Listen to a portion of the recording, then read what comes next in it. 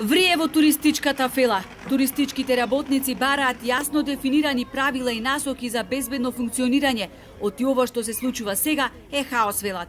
Сведочат дека неколку туристички водичи и возачи на автобуси кои превезувале група од 20 на туристи, што е дозволиво согласно протоколите, биле санкционирани заради тоа што туристите во автобусот одбиле да носат заштитни маски. Иако нашите колеги и возачите носеле заштитни маски, после 21 ден на домашна адреса добиле парични казни, бидејќи не се придржувале до протоколите за заштита од COVID-19, што е апсурд, вели Климент Наумов од Сдруженијето на туристички водичи. Вака не може, мораме да добиеме еден протокол по кој што ќе се раководиме, доколку сакаме да имаме било каков туризам, додава тој. Се уште немаме добиено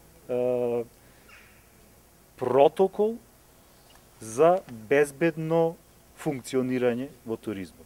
Смерници треба да добиеме правила на игра од институциите кои што се занимаваат со оваа проблематика, за да можеме да знаеме како да го планираме нашето време понатака и дали воопшто би се исплатило да се задржиме се уште во оваа професија или нашите колеги да бара некој друг начин на екзистенција. Капак на се, во ова тотално безредие, западноевропските земји и САД дават остри препораки на своите државјани да не патуваат во земји каде борбата со пандемијата не е на соодветно ниво.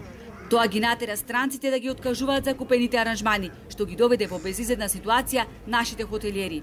Изминатите 7 месеци Македонија е отворена. Секој може да влезе, секој може да излезе. Но земите од емитивните зони не сметаат како црвена зона. Црвена портокалева зона, значи високоризичен